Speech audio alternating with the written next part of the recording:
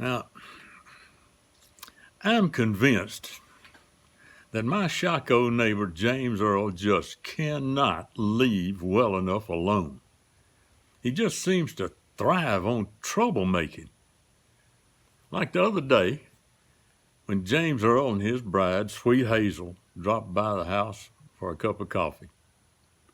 Well, the visit was going pretty well till there was a lull in the conversation, and James Earl said, I've been thinking about something. Well, that is a danger signal, folks. And I started to get kind of fidgety. He said, I was wondering about how you can tell who loves you most, your wife or your dog. Then I came up with an idea. Well, I knew right then I did not much want to be involved in this, and I wanted to change the subject. But before I could speak, Perry, my bride of 59 years as we're speaking, said, how can you tell, James Earl? He said, well, it takes a little trickery. He said, you park your car out in the shade where it won't get too hot.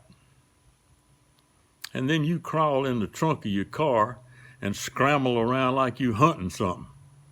And your wife sees you and asks, what are you looking for? And you say, I was eating some sardines and dropped one in here and I can't find it. Well, she don't want a sardine stinking up the car, so she gets in the trunk with you to help you look.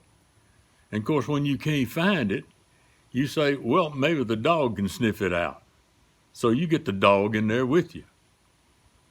And when all three of you are in the trunk, you hop out and close the trunk and leave them in there for a couple of hours. And the way you find out who loves you the most is when you open the trunk lid after a couple of hours, you see which one of them acts like they're really glad to see you.